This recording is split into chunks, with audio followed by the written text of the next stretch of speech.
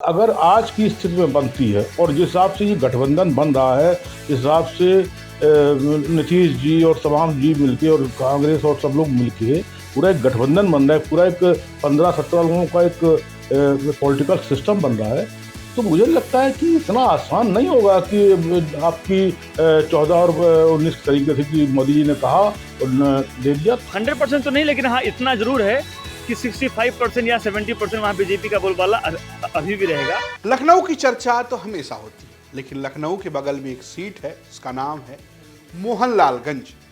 ये इसलिए भी महत्वपूर्ण है क्योंकि यहाँ से केंद्रीय मंत्री हैं कौशल किशोर, जो 2024 में एक बार फिर बीजेपी के टिकट पर चुनावी मैदान में हो सकते हैं अगर बीजेपी उन्हें टिकट देती है। लेकिन अगर बीजेपी उन्हें टिकट देती है तो क्या वो एक बार फिर जीतकर हैट्रिक बनाएंगे? आज हम इसी सवाल का जवाब जानने की कोशिश करेंगे। दरअसल मोहनलालगंज की सीट की अगर हम बात करें तो ये एक जाति विशेष के लिए हमेशा से महत्वपूर्ण है, क्योंकि यहाँ पर पासवानों की संख्या बहुत अच्छी खासी है। ये कह सकते हैं कि वो हार जीत तय करते रहे। इतिहास में भी तमाम पार्टियां इस बिरादरी से उम्मीदवार उतारते रहे, खासकर दलित बिरादरी से यहाँ पर कई उम्मीदवार उतारे गए और बाकी समुदाय के वोटों के सहारे चुनाव जीते जाते रहे। जिसकी सरकार रही या कह सकते हैं जिसका माहौल रहा वो यहाँ से हमेशा जीतता रहा। वो चाहे कभी कांग्रेस की जीतने की बात रही हो, चाहे समाजवादी पार्टी की बात रही हो और अब चाहे भारतीय जनता पार्टी की बात हो। जब आप यहाँ की जाति समीकरण देखेंगे तब आपको समझ में आएगा कि आखिर क्यों यहाँ हर पार्टी में एक किस्म का पासवान बिरादरी को लेकर राजनीतिक मोहब्बत है। पहले हम आपको बताते हैं कि सीट पर कौन सी जाति कितनी है।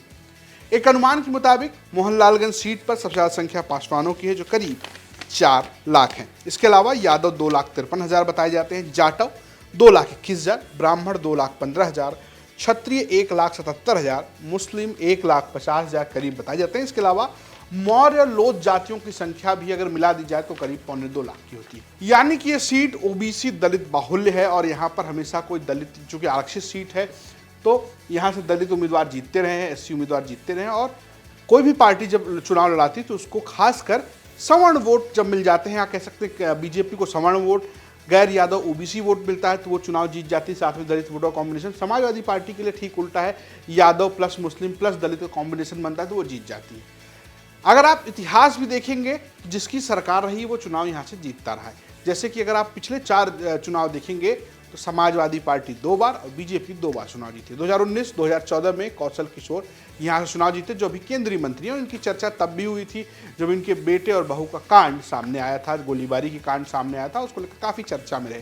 इसके अलावा 2009 की बात की जाए तो सुशीला सरोज समाजवादी पार्टी से चुनाव जीती थी और 2004 में जयप्रकाश यहाँ से समाजवादी पार्टी के कोटे से चुनाव जीत चुके हैं। अब रही बात कौशल किशोर की, जो लगातार चर्चा में रहे हैं और वो केंद्रीय मंत्री भी हैं, क्या वो तीसरी बार हैट्रिक लगा पाएंगे? ये जानने के लिए हमने बात की स्थानीय पत्रकारों से।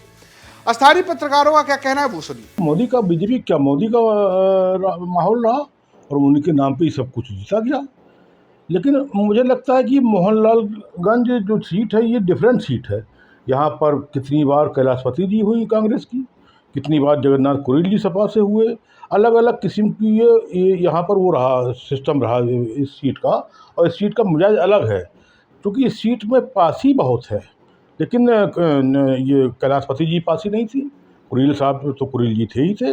लेकिन अब है क्या, जो अब की चुनाव हुआ है जिसमें सब बसपा और सपा एक साथ थी और जिसमें कौशल किशोर जी जीते हैं बीजेपी से, और बहुत ज़्यादा वो थोड़ी सा ज़्यादा अंतर था।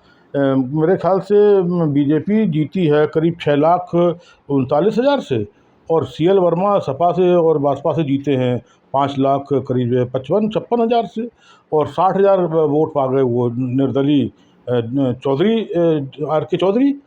तो यहाँ पर अगर आज की स्थिति में बनती है और जिस हिसाब से ये गठबंधन बन रहा है, जिस हिसाब से नीतीश जी और तमाम जी मिलके और कांग्रेस और सब लोग मिलके पूरा एक गठबंधन बन रहा है, पूरा एक 15-17 लोगों का एक पॉलिटिकल सिस्टम बन रहा है, तो मुझे लगता है कि इतना आसान नहीं होगा कि आपकी 14 और 19 तरीके से कि मोदी जी ने कहा और दे दिया। कौशल किशोर की हम बात करें कि तो 2014 के बाद लगातार आप ये मान के चले कि जो मोदी लहर एक बार आई थी 2014 में, उसकी सुनामी का जो असर रहा है वो 2014-19।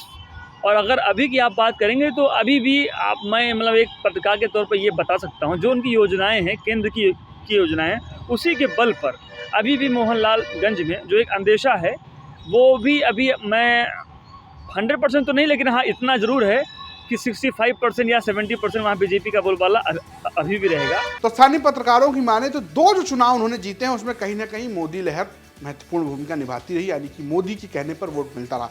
लेकिन अगर 2024 के चुनाव में एक बनाम एक विपक्षी एकता बन जाती है, यानी कि एक सीट पर एक विपक्ष का उम्मीदवार होता है, तो इतना आसान कौशल किशोर के लिए सीट नहीं होने जा रही है। तो रही बात कौशल किशोर की सीट मोहनलालगंज की, ऐसे अगर आप अपनी सीट के बारे में जानना चाहते हैं तो आपको जाना होगा लोकसभा इलेक्शन 2024 कौन जीतेगा यूपी के प्लेलिस्ट में, जहां आपको अपनी सीट की जानकारी मिलेगी।